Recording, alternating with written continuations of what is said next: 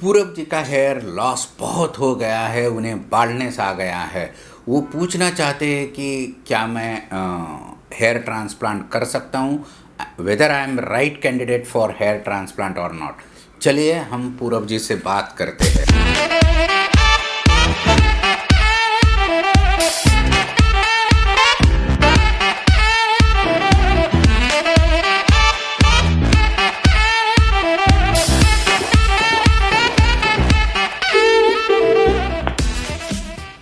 Hello. Hello. हाँ, good evening Purab ji, मैं doctor Dhananjay Chauhan बात कर रहा हूँ, clear hello. Skin and hair MD Pune से। सॉरी। हाँ, good evening, good evening Purab जी। एग्जैक्टली आपका प्रॉब्लम क्या है और हम आपको कैसे हेल्प कर सकते हैं? हाँ सर, एक्चुअली मैं सिर्फ मतलब मैं 22 साल का हूँ। ओके। और मतलब मेरे को बहुत हेयर लॉस हो रहा है। हम्म। और मेरा बॉल्डिंग ऑलरेडी चालू हो गया है, गंजापन। ओके। और सामने से मेरे को ऑलरेडी मतलब मेरे वो हेयरलाइन रिसीड हो रही है। कितने दिन से है और ये प्रॉब्लम? सर अभी 1 साल के आसपास से तो काफी कंटिन्यूसली बाल झड़ रहे हैं। ओके ओके और ओके, पहले हाँ। पहले पर मेरे को लगा कि पहले शायद मतलब चला जाएगा, पर अभी हम्म। काफी बढ़ गया है। और ओके ओके। हेयरलाइन रिसीड हो रहा है। और और पीछे क्राउन के यहाँ पे भी थोड़ा मतलब वहाँ पे बॉल्ड स्पॉट टाइप का आ रहा है। ओके, पीछे से तो भी बाल झड़ रहे हैं, आगे से भी बाल झड़ रहे हैं। रोज कितने बाल झड़ रहे हैं? कितने? 100, 200, 300 कितने झड़ रहे हैं? ऐसा डिफिकल्ट है बताना सर, बट ओके। बहुत झड़ते हैं। मतलब सुबह उठता बहुत। हूँ तो पिलो पे पूरे बाल रहते हैं। ओके के ओके वक्त भी ओके ओके। बाल झड़ते रहते हैं। हाथ डाला हाथ में तो बाल हाथ में आ जाते हैं। घर में किसी को प्रॉब्लम है, यानी घर में किसी को गंजापन है? आपके पिताजी या माताजी की तरफ, पिताजी या अंकल? मेरे मामा को काफी, मेरे हम्म। मामा पूरे गंजे हैं। ओ। और फादर को भी है बॉल्डिंग, बट उनको मतलब अभी 50 साल होने के बाद अभी बॉल्डिंग हो रहा है। तो मेरे को थोड़ा ज्यादा ही जल्दी हो रहा है, तो मैं ओके। थोड़ा वरिड था और मैं सोच रहा था कि क्या मेरे को हेयर ट्रांसप्लांट करवाना चाहिए या मैं राइट कैंडिडेट हूँ क्या हेयर ट्रांसप्लांट के लिए। देखिए, बहुत जेन्यून प्रॉब्लम आपने पूछा है। आपके बाल झड़ रहे हैं और झड़ने वाले बाल के लिए hair transplant is not the answer. कहाँ तो गलती हो रही है।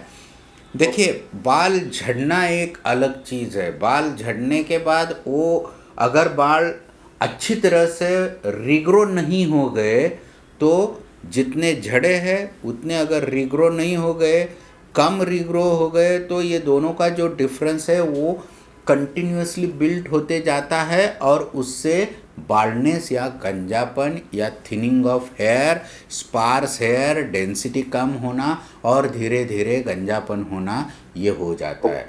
तो ओके। सिर्फ हेयर लॉस हो रहा है इसलिए गंजापन नहीं होता।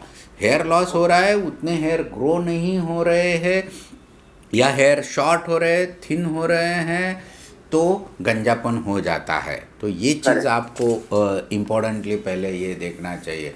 और गंजापन की हिस्ट्री ये बहुत लंबे टाइम से रहती है, फैमिली हिस्ट्री है, तो ये एंड्रोजन और जेनेटिकली डिपेंडेंट हेयर लॉस बोलते हैं। पैटर्न हेयर लॉस, आपकी हेयर लाइन भी रिसीड हो रही है और पीछे से ये आ रहा है, तो बाल्डनेस के, यानी मेल पैटर्न बाल्डनेस के या एंड्रोजेनेटिक एलोपेशिया के आपको बहुत ज़्यादा चांसेस है। तो आपको किसी ना किसी तो डर्मेटोलॉजिस्ट को दिखाना ही पड़ेगा, ताकि okay. He will diagnose your problem. लेकिन आपका मेन क्वेश्चन है, मेरा हेयर लॉस हो रहा है, गंजापन हो रहा है, क्या मैं हेयर ट्रांसप्लांट कर सकता हूँ क्या? करेक्ट। हेयर ट्रांसप्लांट, ये जिसको गंजापन है, जहाँ स्लिक बाल्डनेस है, जहाँ हेयर लाइन पीछे गई है, ऐसे लोगों में किया जाता है। That is right thing, whatever you have read is right thing. But correct. Hair transplant, जब हेयर लॉस एग्रेसिव रहता है, जिस टाइम हाँ। हेयर फॉल बहुत ज़्यादा रहता है, ऐसे समय पे हेयर ट्रांसप्लांट इमीडिएटली नहीं करते। First and foremost thing, we have to stabilise the hair loss. आपको हेयर लॉस को स्टेबलाइज करना पड़ेगा। हेयर लॉस को पहले आपको कंट्रोल करना पड़ेगा। हेयर लॉस कंट्रोल होने के बाद, जब ये इतने ज़्यादा झड़ रहे हैं, इतना एग्रेसिव हेयर लॉस है, तो first and foremost thing is आपका एक्सेसिव हेयर लॉस आपको कंट्रोल करना पड़ेगा। और वो कंट्रोल करने के लिए आपको लाइफस्टाइल चेंजेस करने पड़ेंगे, स्ट्रेस मैनेज करना पड़ेगा, आपके डाइट में सुधार करना पड़ेगा, आपको प्रॉपर रेस्ट लेनी पड़ेगी, नींद अच्छी लेनी पड़ेगी।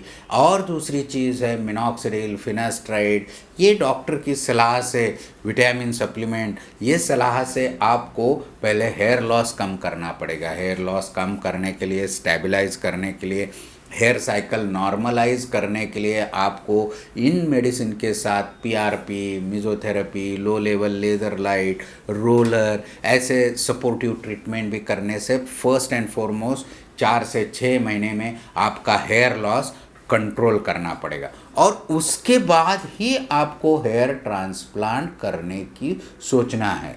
लेकिन इसमें एक हिच है कि आपकी उम्र है 22 साल, आपका हेयर लॉस ये प्रोग्रेसिव है, तो आपके केस में हेयर ट्रांसप्लांट नहीं करना यही अच्छा है। क्योंकि आपका फर्स्ट हेयर लॉस स्टेबलाइज होना मांगता है, और दूसरी चीज़ बिफोर 25 ईयर्स ऑफ एज आप जैसे यंग एडल्ट में, यंग होनहार बच्चों में हम हेयर ट्रांसप्लांट यूजुअली नहीं करते, क्योंकि अभी हेयर लॉस ऑर्गेनाइज नहीं हुआ है, ये हेयर लॉस स्टेबलाइज नहीं हो गया है, बाल्डनेस कंटिन्यूस है, प्रोग्रेसिव है। तो ऐसे cases, ideal cases hair transplant के लिए नहीं रहते। अगर आपकी उम्र 25 साल के आगे है तो ही हम लोग आपका हेयर लॉस स्टेबलाइज करके, हेयर लॉस कंट्रोल करके आप अच्छी तरह से ट्रीटमेंट कर सकते हो, तो ही हेयर ट्रांसप्लांट करेंगे। नहीं तो क्या हो जाएगा, हम हेयर ट्रांसप्लांट करेंगे, आगे आगे से आपके बाल झड़ रहे, आपकी हेयर लाइन रिग्रेस हो रही है, फास्टली बाल जा रहे, तो हम लोग आगे हेयर ट्रांसप्लांट करेंगे, यहाँ से ले लेंगे, यहाँ डालेंगे। लेकिन आपका अगर हेयर लॉस कंट्रोल नहीं हो गया तो आपकी हेयर लाइन पीछे पीछे रिसीड होती जाएगी और रिसीड होती जाएगी। हम लोग आगे बाल बिठाएंगे और आपका जो मेन डोनर है वो आगे डालेंगे, तो ये हेयर लाइन पीछे जाने के बाद बीच में आपको दरार पड़ेगी और वो बहुत ख़राब दिखेगा, वियर्ड लुक आ जाएगा, यू विल बी बहुत डिस्टर्ब हो जाओगे। तो पहले हेयर लॉस कंट्रोल करो और अच्छी तरह से बाल्डनेस की ट्रीटमेंट करो, फिर हम लोग हेयर ट्रांसप्लांट कर सकते हैं स्टेबलाइज होने के बाद, और आपकी उम्र 25 साल के बाद ही।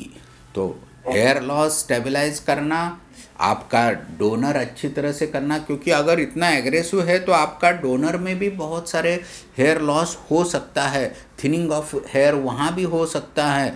तो ऐसे केसेस में सभी चीज़ें पहले स्टेबलाइज करेंगे and then only you will be a good candidate for hair transplant. Hair transplant के लिए कैंडिडेट कैसे, क्या होना चाहिए, यस, इसके लिए हम लोग और एक वीडियो बनाने वाले हैं, हेयर ट्रांसप्लांट रिलेटेड वीडियो भी हम लोग बनाने वाले हैं, कौन से अच्छे कैंडिडेट है। लेकिन आपके उम्र कम है, एक्सेसिव हेयर लॉस है, नॉट स्टेबलाइज हेयर लॉस है, आपका डोनर भी स्टेबलाइज नहीं है, थिनिंग है सभी जगह, तो आप गुड कैंडिडेट हेयर ट्रांसप्लांट के लिए नहीं हो। बहुत सारी जगह आप जाएंगे, कंसल्टिंग करेंगे तो बहुत सारे लोग करने की सलाह भी दे देंगे, आप तो पहले कंफ्यूज रहते हैं और आपका मेंटल स्टेबिलिटी नहीं रहता, तो आपको फंस जाने के चांसेस ज़्यादा है। इसलिए उम्र के 25 साल तक मत करो, देन अच्छे